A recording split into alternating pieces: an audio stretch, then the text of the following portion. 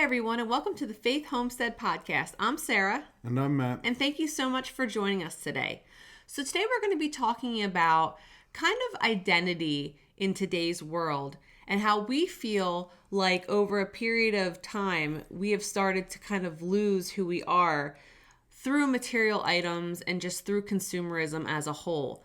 So if you guys could please like, share, and subscribe from whatever platform you're listening to us today. If you are on YouTube, thank you for joining us. If you are listening to us on your favorite podcast, thank you for joining us as well. So do you want to get us started today, hon? Yeah, so we wanted to discuss this week the idea of contentment, the idea that we are blessed with so many things in our lives that the Lord puts before us, and I think we oftentimes can overlook those blessings that were provided. The idea of keeping up with the Joneses, right? And seeing that, whether it be friends or, bombarded on social media of the perfect life that we see, and we strive for something that maybe we don't recognize is actually right there before us. Yeah, and I think something that we really need to evaluate within ourselves is, do we really know ourselves anymore? I feel like today, and I'm not going to put everybody into a box because I know this is not true for everybody, but I know for a fact that when I was growing up in my teens, in my early 20s, branding was a really big deal. How many of you, when you were growing up, had to have a name brand? If you were wearing a name brand shirt or wore name brand shoes or carried a name brand bag or even had a certain type of cell phone, you were, you felt like you had a status symbol and you felt like you kind of were more valuable because you were represented by these types of things. And I think for us, it's been we were talking about this yesterday and how we've really just stayed away from consumerism as much as possible throughout our relationship together. And we've been together for a really long time, since 2006. So that's been quite a number of years. And for that whole time, I remember when we first started dating, I really liked shopping. And I would be like, let's go to the mall or let's go do this. And Matt was like, okay. And he would just, satisfy me by going, but he didn't like it. And then over the next couple years, I kind of realized that I didn't really actually like it either. This was just something that I thought, well, we were supposed to do. It was a Saturday. What else? We had no kids. We were, in our early 20s. Let's go buy stuff. Let's go get the newest, latest, and greatest things. And we kind of early in our relationship started to drift away from that. And it's probably the best thing that ever happened to us because we live a life now where we could go out and buy name brand things, new things that are not used. But we have chosen to kind of not really identify with that as a status symbol. And that's something that I've noticed that we have decided that, by owning things that are name brand, by having fancy new cars, by having the latest and greatest iPhone or just anything like the newest clothing, the newest shoes, we just don't do that. We buy everything used. I could probably count on one hand the number of things that we actually buy brand new, in a year. Absolutely. And I think our culture today, I mean, everything from advertising and marketing, and I think the idea of things to be sold, I don't think there's necessarily something wrong with saying I have a product or a service that I want to provide to somebody and I want to sell that product. But I think we have lost track of what are the actual needs that we have versus what things do we actually just want in that moment. And the advertisers know, the marketing companies know how to put these things out to make us seem like nothing that we have is actually good enough. It's not, yep. We're constantly pushed towards, whether it's just the concept of, I need this new car or I need, to buy a house in this specific neighborhood or Even stuff as simple as grocery shopping. Yes. You know, I only shop in this store because, you know, this is the status symbol that comes along with that. Yep. And a lot of those things aren't true necessities to everyday life. No. And I think too is the grocery store thing is actually something that's funny that you brought up, because we had women's group here. We have it at our house every third Thursday of the month, and we were bringing up grocery stores. And you know, one of the women said, you know that you've made it when you're able to shop at this grocery store. And you know, she's like, I actually, you know, made it, and then now I'm kind of like, I don't really care about this grocery store, because you to get to a point where you've made it with the mentality of being frugal and just, you know, being debt free, you don't really feel the need at that point to spend top dollar for the experience of a high-end grocery store. Mm-hmm. And it was actually really funny, because I always said, like, if this grocery store is an experience, I would just love it if I could afford this grocery store. But you just don't care anymore when you get out of debt, because you're living a certain way to get to the end result, which is that debt-free lifestyle. Mm-hmm. So, and I think it's just, like I said earlier, about knowing who you are. Do you know who you are, or do you just know who you are based on the things that you own? Like, if you stripped everything away that you've spent money on over the period of a few years, what would you do? Like, if you didn't have the ability to just like buy something or to buy things on a daily or weekly basis, like, would you feel depressed? Would you feel anxiety? Would you start to get into a hole of emotional, not well-being, because you are not able to have that power of that instant gratification? I mean, really, you can buy something on Amazon and have it within 24 hours in most places today in the US. And we wouldn't have even been able to fathom that 10 years ago. And we just live in such a point of click, world, that you can just get something at your fingertips. Anything you want in the whole world, you can have at your fingertips within 24 to 72 hours. And it's, I feel like, what cost does it come at? Because I feel, we have been able to, thankfully, I feel like we get urges. We were just talking about how, like, there are some times that, like, he'll start scrolling through something and I'll be like, man, I really would like that. And then the moment passes, and I do the same thing. But we have started, because we knew starting out that we wanted to be debt free. That, once we got the Dave Ramsey bug, I say over a decade ago, we got that Dave Ramsey bug. And while we don't follow his practices to the letter, we follow it mostly. And it's afforded us to get, out of all of our, pretty much all of our consumer debt, except for our student loans and our house. And we've gotten to that point because we've made sacrifices.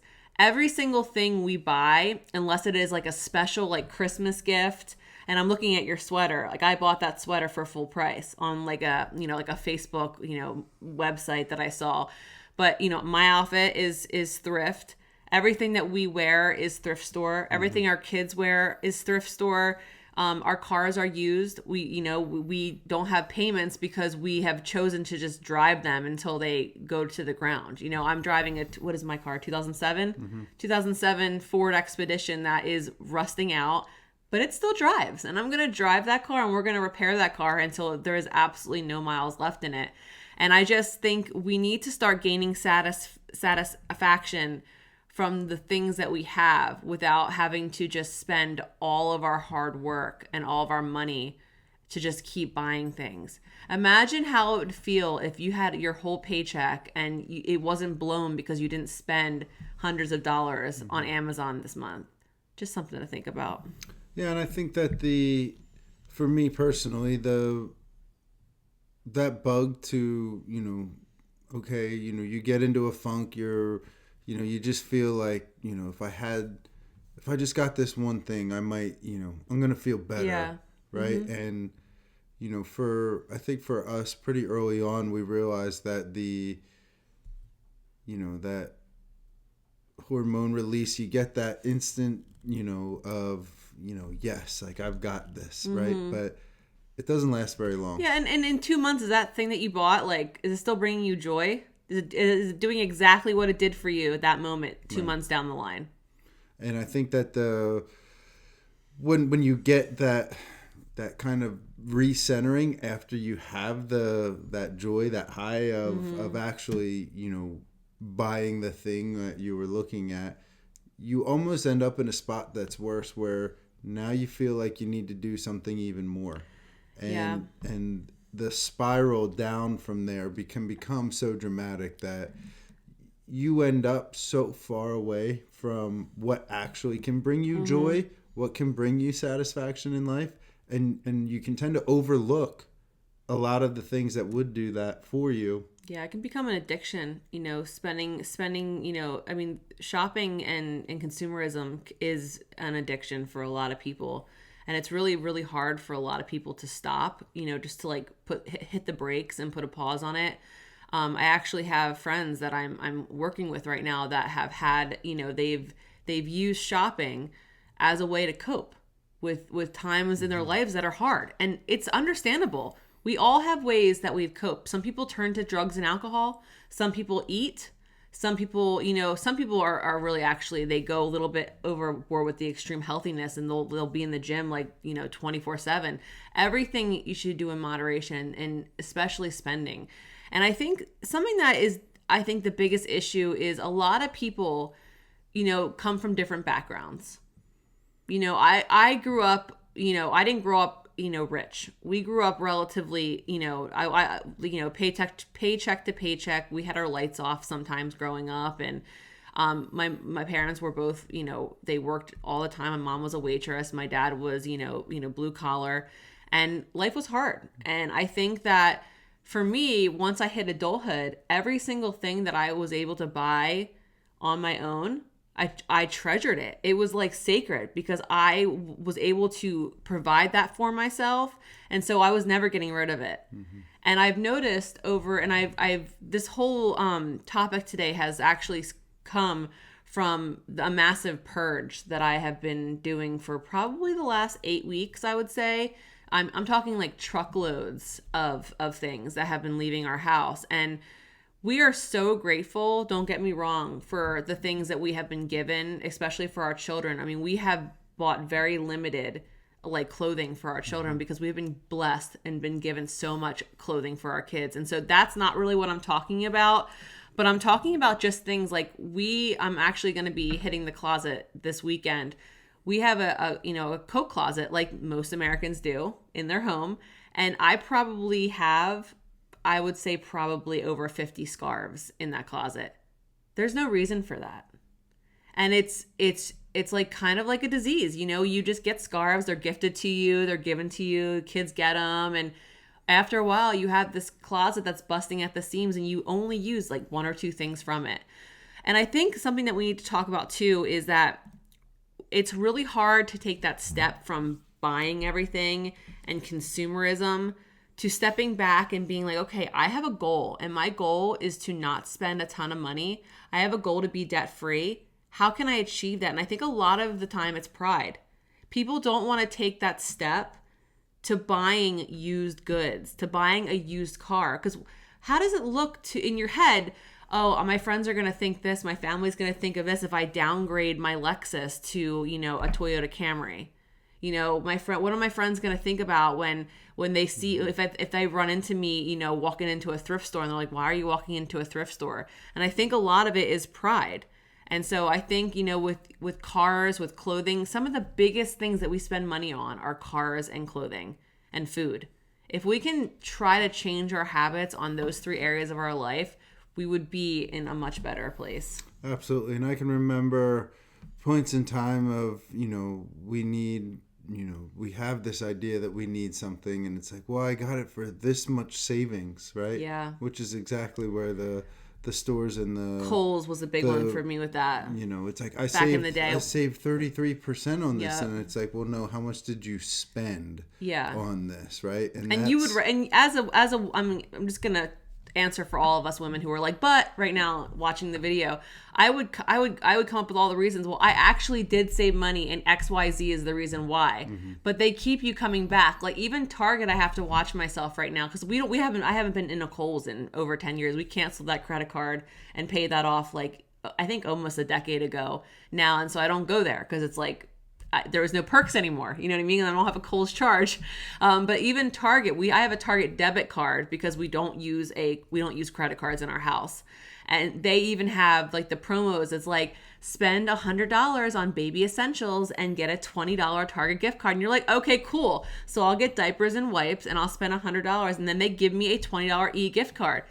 But you're still having to go back to use that $20 gift card. So you're going to keep spending. That's the point. Like, yeah, you might get a little bit of a perk, but they are keeping you in their stores.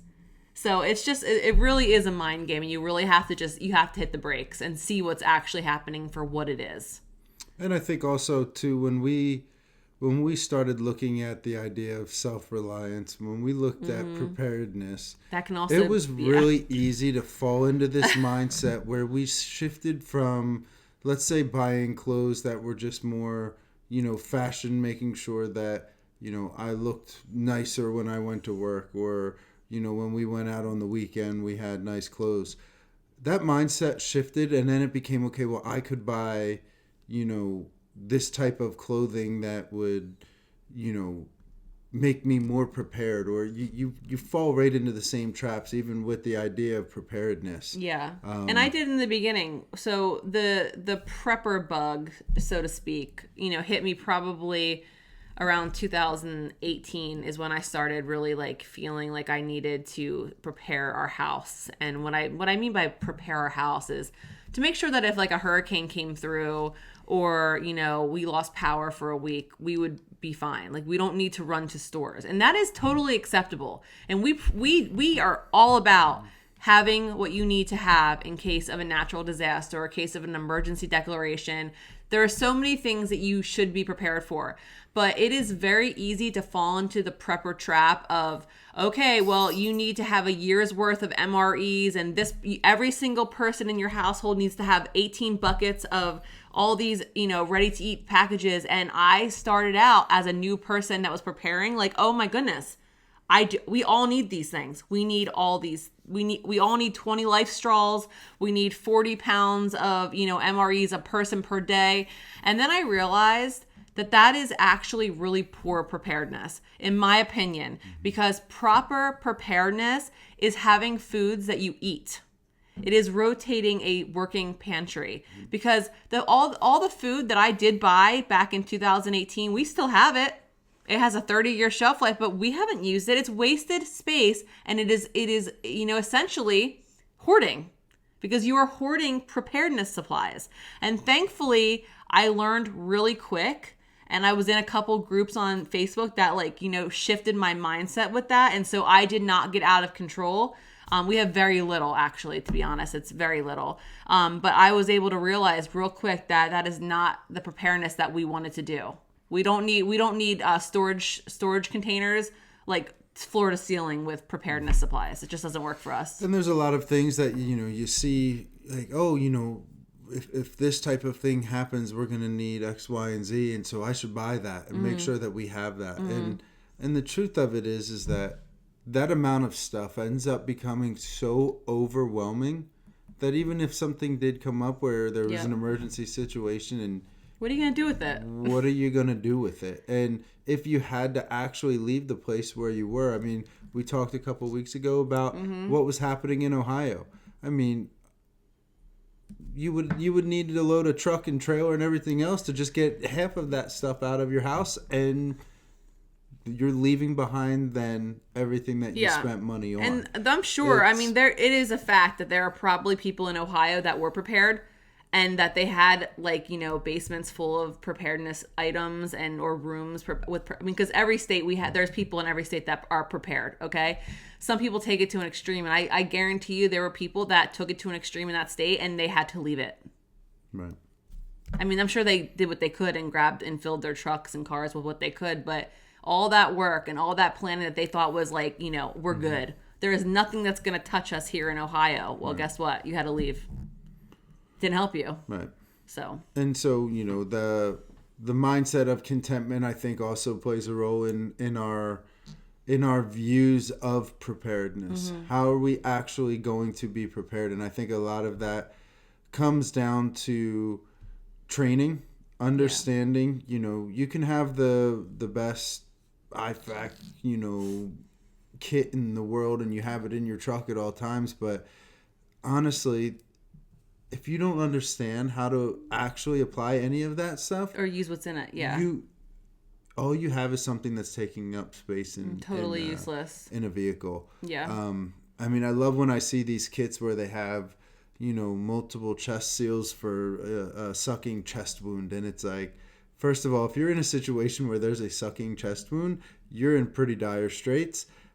And do you even have the first clue what you would do to put that on? Yeah. Stuff as simple as a tourniquet. Yeah. Right? So it is good if you're going to get like an IFAC, like you should probably like YouTube and learn how to use everything in there. Yeah, absolutely. And there's a myriad of companies out there that are based upon training you on how to use that kind of equipment.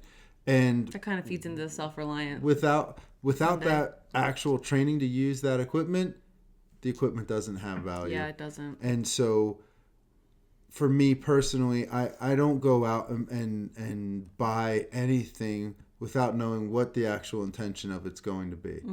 I think that we, in the preparedness, mindset, can fall into this same trap of, I need to have more things in order to be prepared, when truly, if I had to spend money, I would rather spend it on training than having more things that I would, just have in order to be prepared. Yeah. I think just owning things isn't a way of being prepared. It's just a way of overwhelming you should you ever actually need to use it. Yeah, I think medical training, field craft training, like all that stuff is really important. And that kind of goes into like the self-reliance Sunday. Right. Absolutely. And I think that the big thing for me, and a lot of people will say it, but training's the most important thing that you can get. Yeah. If you think that you would end up in a situation where you would need to use, any type of an emergency medical kit, firearms, firearms are to me the number one thing, but I see guys spend thousands of dollars on rifle builds, on pistol builds, on all these different things, and they don't understand the first thing about how to actually use it when they would actually need to. And it's really scary. And I think that without training on any of these things that you're going to either purchase or have the mindset of that self-reliance or preparedness, you're not truly self-reliant or prepared. For me, contentment and this mindset, I've really started to find it more simply by being outdoors. Yeah. I found that the limited time, especially, as the kids came, and the young kids make time in the woods hard to get. Getting out hunting and fishing is, planned months in advance now, and it might just be a couple days, and then it's maximizing those couple of days when you're, I know, okay, I'm going to only have 2 or 3 days to be out. I need to make the most of that time. But well, you just got back from, trip. How was that? Yeah, I mean, it was a great weekend.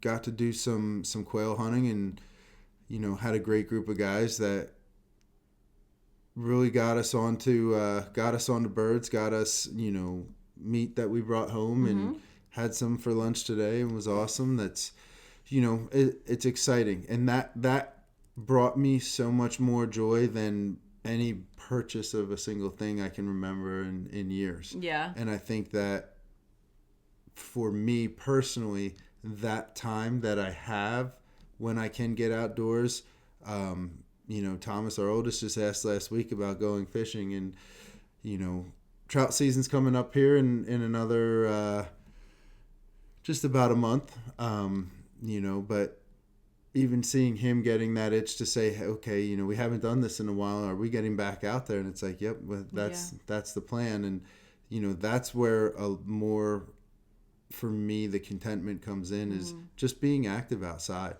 Yeah. And I think for most people in 2023, I was thinking about this tonight. I went out to dinner with a few friends, and for me, the problem is it is being outdoors, and we live in a world and a time where we are so far removed from doing anything outside. Most people don't even know how to keep a houseplant alive. That's how removed we are. We don't even know how to interact with something that is alive and is green. And so I think getting back to basics, which is kind of what brought Faith Homestead about, was just the whole idea of getting back to basics and becoming, it sounds cliche, but like becoming one with nature. It's really just becoming more self-reliant with yourself and having, the belief and the knowledge and the ability to do on your own outside. Absolutely. And so I guess with that said, we hope that you guys have a wonderful rest of your weekend. And we are continuing to plant seeds. I will be posting some little shorts on YouTube this week. So if you keep an eye on that, go into the if you're watching us on YouTube, you can set the bell reminder to get updates when we post, and you will see some gardening updates this week. It is getting to be pretty much almost, I would say about like 95% of our seeds are done. Matt and I and Thomas spent some time this afternoon getting more seeds. We have so much this year. We're going to have to figure out our garden a little bit differently this year. We're going to be doing some interesting vertical gardening, I think. So anyway, stay tuned for little shorts that you will see throughout the week. And as we get outside in the next month or so, we will be bringing you live on everything that we do. And there is some awesome affiliations in the works.